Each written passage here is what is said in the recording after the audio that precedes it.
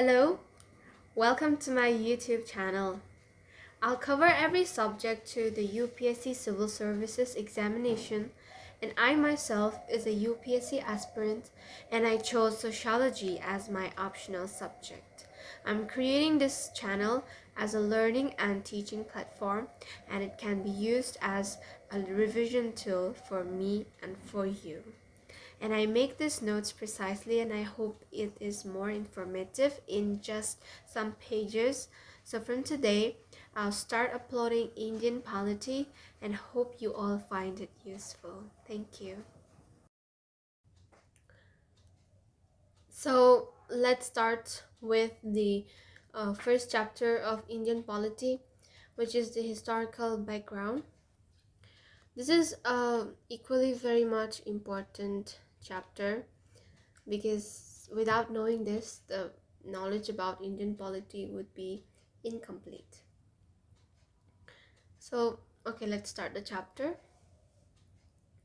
The Britishers came to India in 1608. They were traders and they come in the form of East India Company. They were just traders, they come as a commercial body, but in 1765, it's in 1765, but in 1765 the company obtained the Diwani rights. So what is Diwani rights? So Diwani rights is a right which grants an authority uh, to collect revenue and administer the civil justice in the territory. But you must be wondering, what is civil justice? So civil justice is a legal framework, and it's a process for resolving disputes between individuals or organization. That's a very important privilege. It's a very good privilege to get the opportunity to administer the civil justice. Now it's like you are the resolving body of a territory. So if you hold power of money and the power to resolve an issue, then I think the power is overloading. So the East India Company is overloaded with this power, and that's the starting of a rotting India's politics. Now after this, the colonization was really easy, and that's the start of our um, you know of India suffering from the harsh torture of the capitalist Britishers. So now the Constituent Assembly, they proposed the constitution in 1946. It's a very important year. You have to keep this in mind because it's very important for your prelims. It can be, asked, and this chapter is quite relevant for prelims too because it's not a very logical, it's not a very critical chapter. I mean, like, you don't need to just reason it or anything. You have to by heart it, and it's very much memorizing chapter. So it's very much highly likely that it would be asked in prelims. Then this constitution was adopted, or it came into effect in January 26th, 1950. So mark my words, it's a very important date and year. January 26, 1950, keep this in mind. Now comes the chronological order that greatly influenced our constitution and polity. So there are two events, which is the company rule and the crown rule. The company rule spanned from 1773 to 1858, and the crown rule spanned from 1858 to 1947. So the company rule, by this rule event, we mean that the constitution and polity of India was greatly influenced by the East India Company. And by the crown rule, we mean that the constitution and polity of India was greatly influenced by the royal family of the British. So now comes the company rule. In this company rule, there are 5 acts in this span of company rule.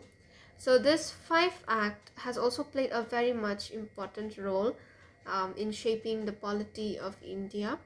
And let's dig in to know how important it is. And it's very much important that you memorize the important part, the important groundbreaking actions during this period. So first is Regulating Act, second is the Pitt's India Act of 1784, next is Charter Act of 1813, next is Charter Act of 1833, and then the Charter Act of 1853. So now let's come to the Regulating Act of 1773. So it's a final step which is taken by the British government to control and regulate the affairs of the East India Company in India. Now, Regulating Act is the final act, but it's the first act, to be honest, but it is the final step, because after this act, the affairs of India has been greatly under the hands of the East India Company. So they are becoming the sole ruler of India. And it recognized for the first time the political and administrative functions of the company. So after this act was passed, the administrative and the political power of this company came into effect, and they don't remain just a commercial body. They have entered the political and the administrative functions.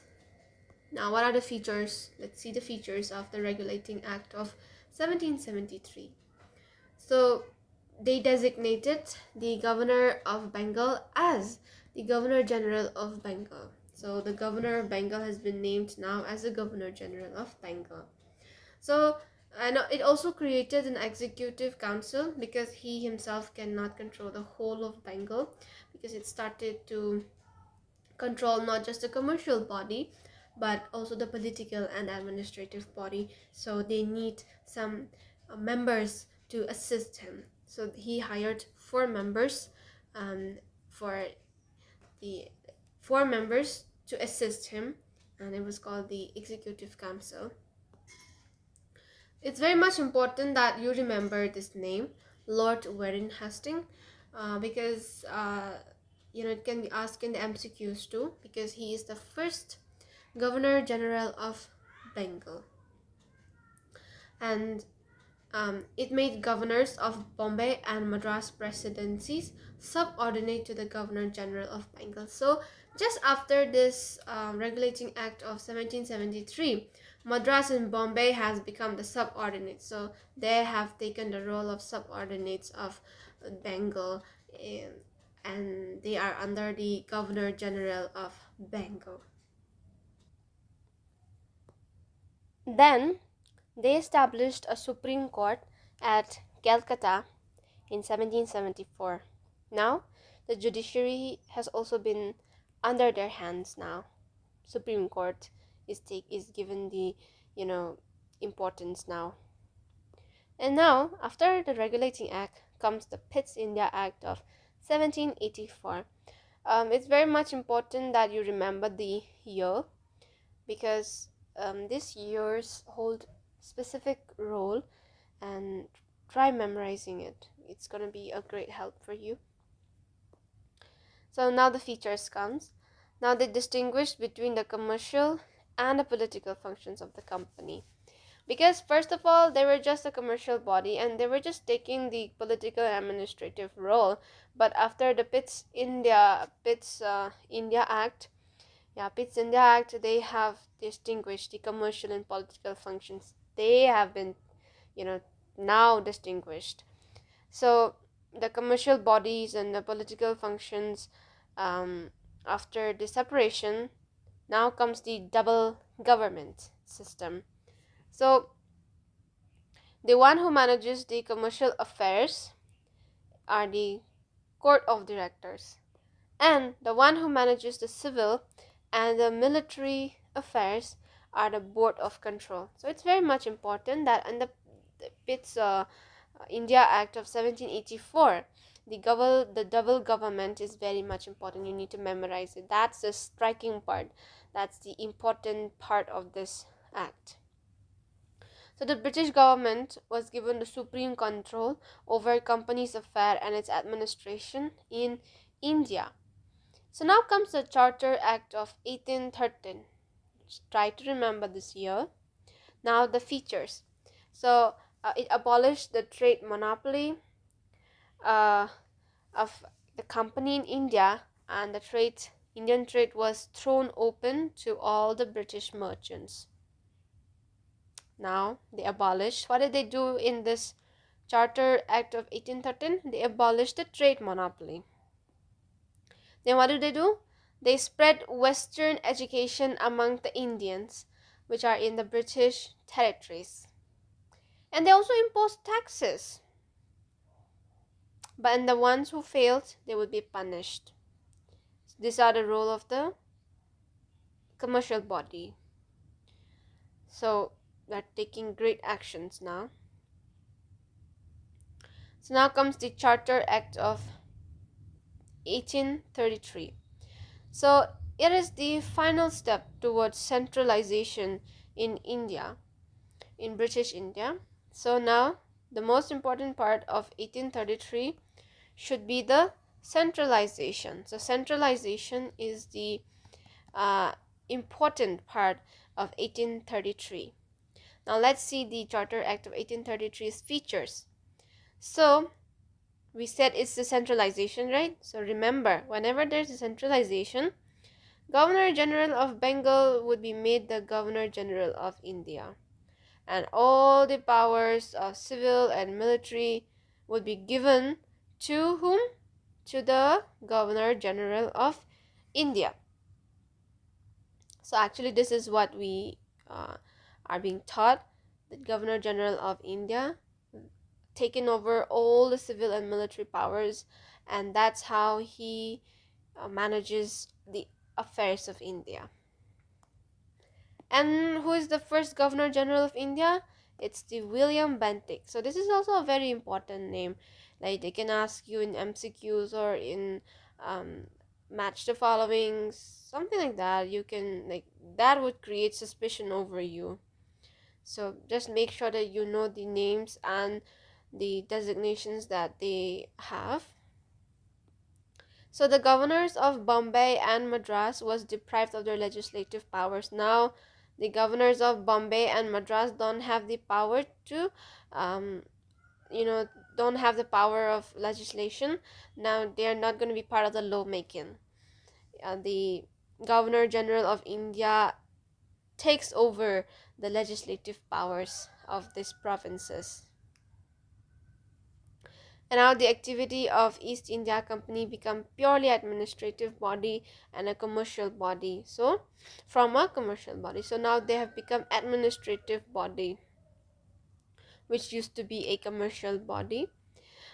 So this Charter Act of 1833 is very much important, because here their activity has started to take over administration from who they were, from being a commercial body. So the Charter Act of 1853. So this is the last series of Charter Act.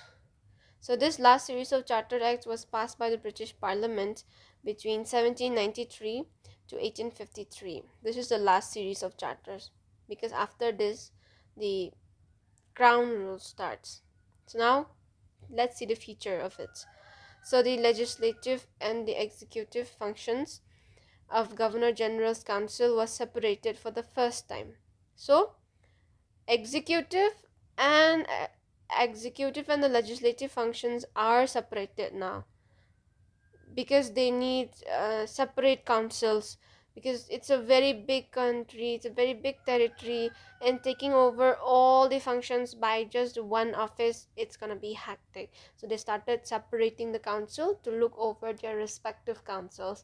So they created an Indian Legislative Council, which has 6 new members, okay, and they were called the legislative councillors to the council. So this legislative wing, they function as a mini parliament because they are the lawmakers. They assist in the, you know, making of the law. And they introduced an open competition. Now comes the civil servants open competition. So in the last charter act, there is open competition system. And then they also introduced local representation in Indian Legislative Council, where out of the 6 new legislative members, the 4 members were appointed by local government of Madras, Bombay, Bengal, and Agra. So they said that they have a 6-member legislative council, right? For that, out of the 6, 4 council, 4 members, they were appointed from the local governments, from the small provinces. So those were like Madras, Bombay, and Bengal, and Agra. Now local representation started. So this is also very important. Local representation is also very much important. So comes the Crown Rule of 1853 to 1947. Now, what are the acts here? Let's see. Government of India Act of 1858, and the Indian Councils Act of 1861, and the Indian Councils Act of 1892, and the Indian Councils Act of 1905, and the Government of India Act of 1919, the Government of India Act of 1935. 1935.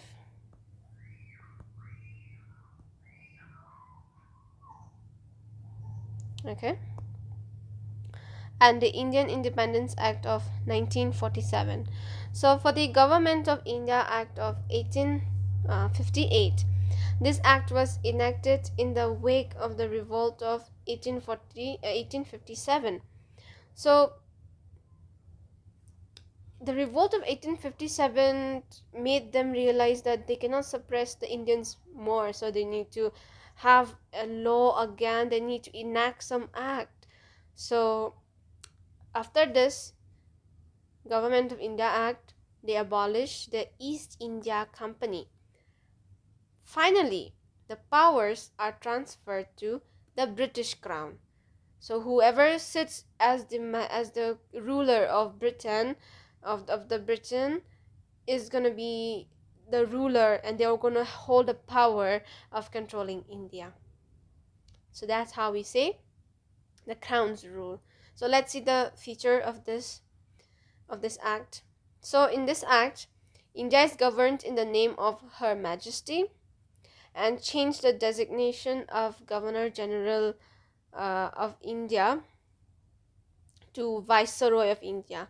So first of all, it used to be Governor General of Bengal. Then first it was Governor of Bengal, then Governor General of Bengal, then Governor General of India. But now, after the Crown's rule, Governor General of India is renamed as Viceroy of India. Okay, so Viceroy is just the updated name. So Viceroy, what is the role of the Viceroy? So Viceroy is a direct representative of British Crown in India. So the British Crown, whoever is the ruler of the Britain, like they don't come and rule in India. Their power, the rule that they have, the control they did over India is through the Viceroy. The Viceroy follows the order of the Crown. So they are the direct representative of the British Crown. So who is the first Viceroy of India? Lord Canning is the first Viceroy of India. So now the double government ended here. What's the double government? The double government is the board of control and the court of directors. The double government ended here. Then the Secretary of State for India is the new office created with complete authority and control over Indian administration. So after the double government was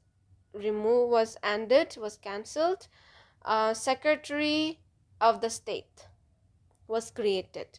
because this of secretary of the office is it's the office that's created for the new age of new rule by the crown.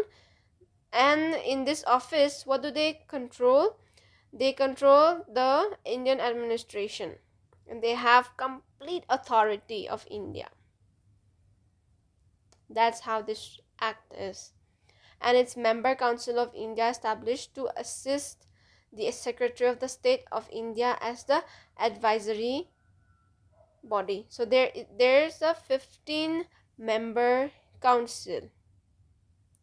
So to in this secretary of state, in this office, there are 15 member council to assist the secretary of state, so that this person could take over the Indian administration and control over India.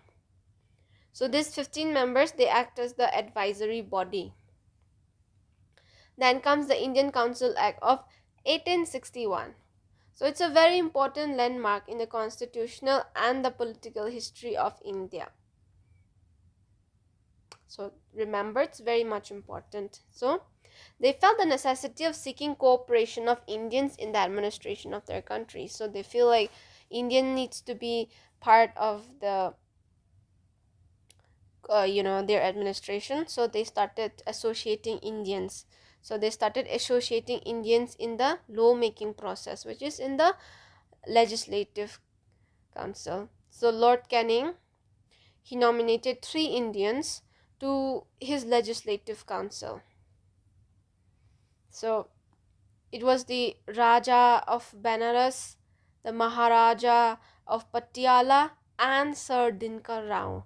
So they were the 3 Indian members when Lord Canning was thinking of seeking help from the Indians.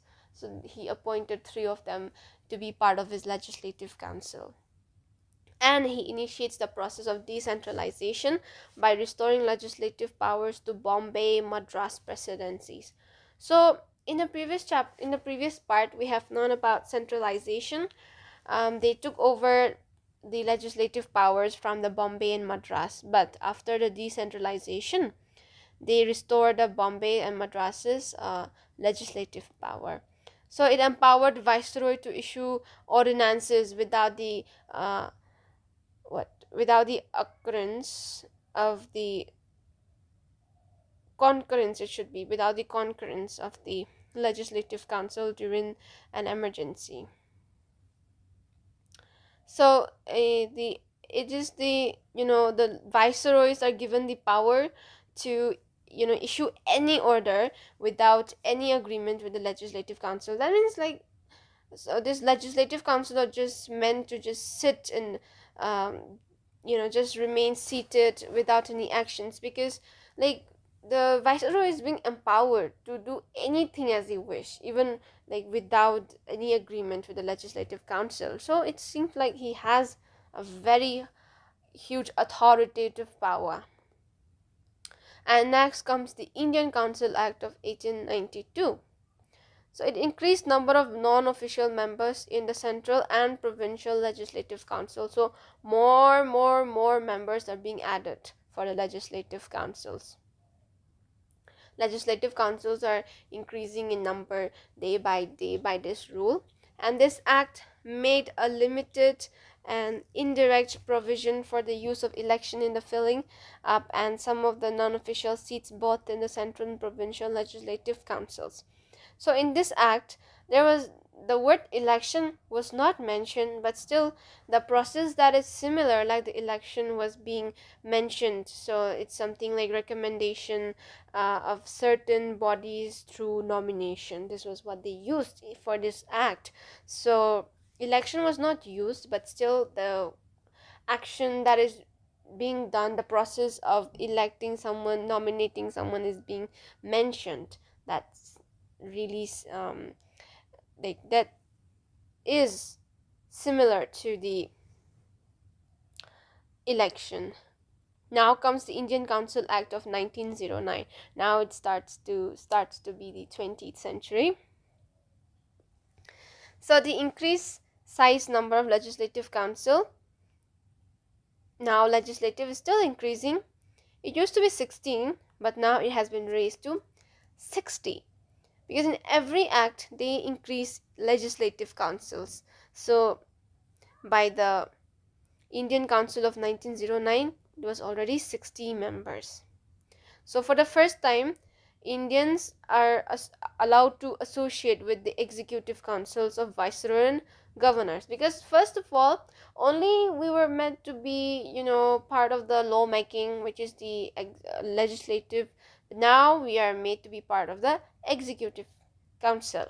So Satyendra Prasad Sinha is the first Indian to join Viceroy's Executive Council, because the Indians that participated in the legislative were the Rajas of Banaras, of Patiala, of Dinkar Rao, and now they were the legislative councils. But now for the Executive Council, it's the Satyendra Prasad Sinha.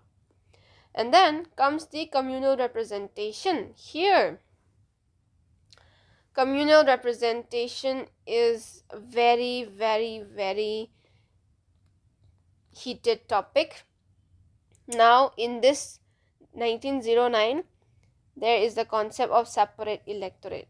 And who initiated this idea? It was Lord Minto. He was the one who introduced the communal electorate. He started separating Hindus and Muslim. So this Indian Council Act of 1909 was called Morley-Minto Reforms. So this 1909 Indian Council Act is named as Morley-Minto Reforms. So Morley, he introduced this separate electoral concept. So this is the striking importance of the act. And now comes the Government of India Act of 1919. So this act is also called Montagu-Chelmsford Reform. Who is Montagu? It's the Secretary of State of India. And the Chelmsford, he's the Viceroy of India. And next comes the features. Let's see the feature of the 1919 Government of India Act. Bicameralism, direct elections in the country. So bicameralism and direct elections have started popping out here. So what is the meaning of bicameralism? So bicameralism is a kind of separation where it's being divided, where the legislature lawmaking body is divided into upper house and lower house. One is the Council of State and one is the Legislative Assembly. So upper house and lower house, they were divided. So this division of the houses is called bicameralism, just like we have in Lok Sabha and Rajya Sabha. So this is the bicameralism. So majority of both houses were chosen by direct elections. So both houses were chosen by direct elections. So what is direct elections? Let's see.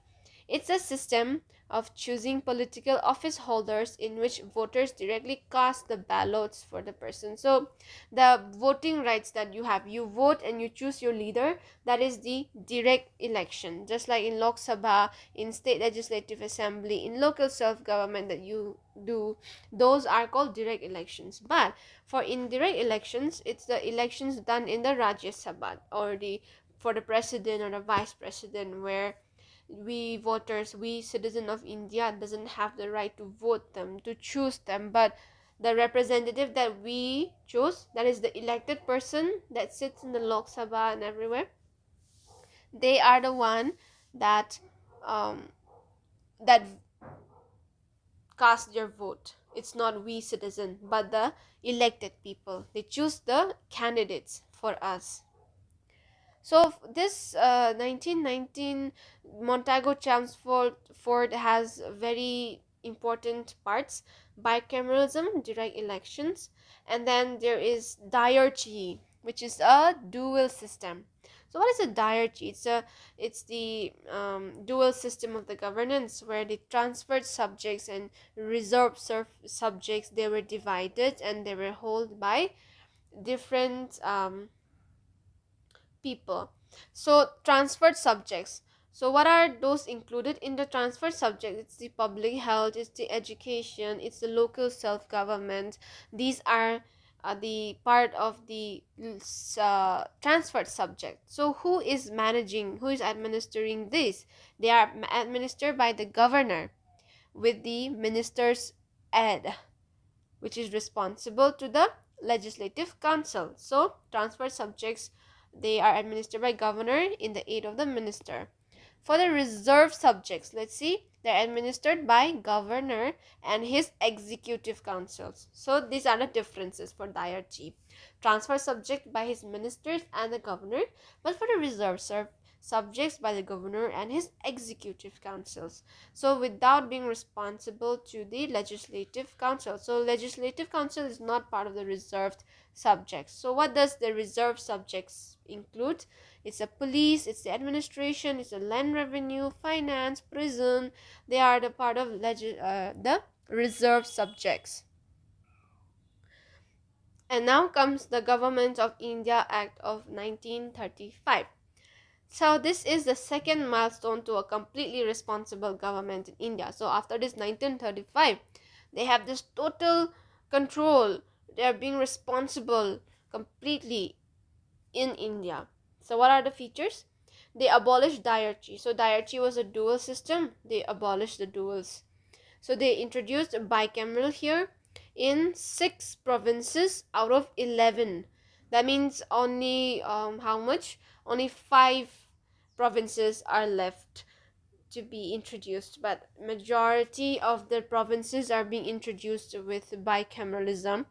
And they also abolished by the Government of India Act of abolished wait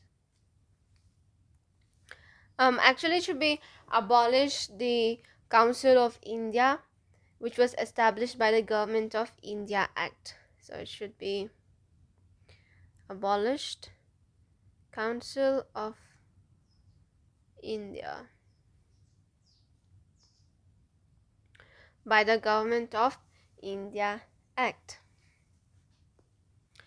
Now comes the Indian Independence Act of 1947. So this is a very important part, where after this act, India is granted the independence. So Lord Mountbatten was the Viceroy of India in that time, and he also, this Viceroy of India, he put this thought of partition. He was this partition plan that was introduced by Lord Mountbatten was known as the Mountbatten Plan. So Mountbatten Plan is just simple. It's the partition plan that he was putting forward. So let's see what are the features of it.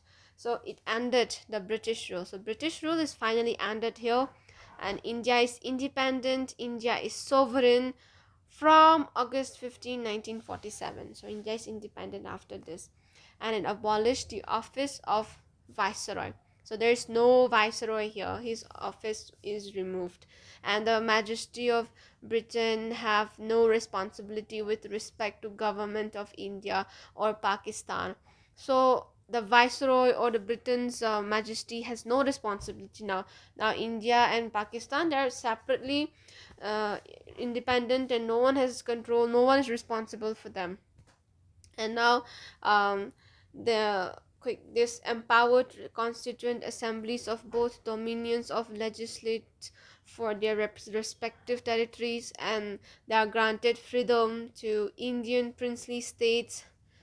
There are so many Indian princely states in that moment.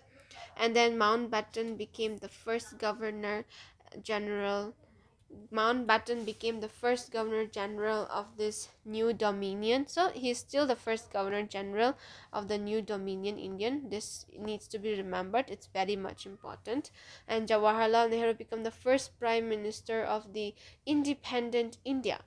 So the Constituent Assembly of India, formed in 1946, became the Parliament of the Indian Dominion, and that's the end of the chapter.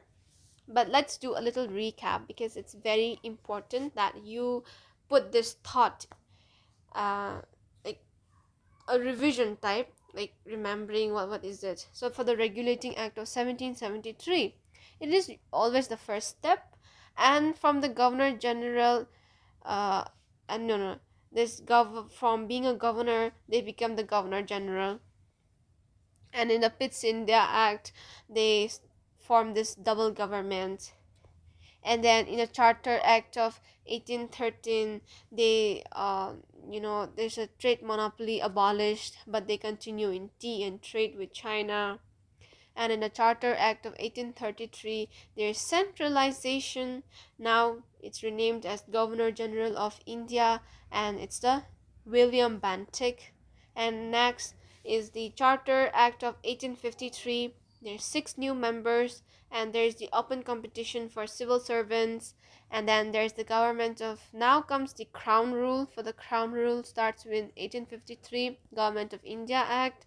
They abolished the East India Company, and the power is being transferred to British Crown, and the Governor General of India is named as Viceroy of India, and Lord Canning is the first one. He's the first Viceroy of India, and the double government ended. Then comes the Indian Council Act of 1861. Indians are associated in the Legislative Council. And then now starts the process of decentralization, and the viceroy is given the power to issue any order without any concurrence. And then without any concurrence means without any agreement, like that, any concurrence with the Legislative Council. And now comes the 1892. They increased the number of non-official members. And then comes the Indian Council Act of 1909, which is also called Morley-Minto Reforms.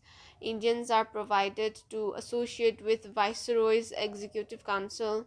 Indians were firstly, they were associated with legislative, but now they have started associating with executive councils. And the through Morley-Minto reforms, there is a idea of separate electorate concepts. And then comes the Government of India Act of 1919, and it's also called Montagu and Chelmsford reforms. Then introducing bicameralism, diarchy scheme. But after 1919 comes the 1935. So in this 1935, diarchy is again abolished, but bicameralism is still there, and it's introduced to 6 out of 11 provinces. And then comes the Indian Independence Act of 1947. So Mountbatten becomes the Viceroy of India, and it abolished the office of the Viceroy, and Britons have no responsibility. And it also empowered the Constituent Assembly. It grants freedom to us. And Mountbatten, what did he become now? He became the first Governor General of New Dominion of India. Nehru is the first Prime Minister of India. And this Constituent Assembly, which was formed in 1946, it became the new Parliament. So thank you very much. Thank you for being part of this chapter.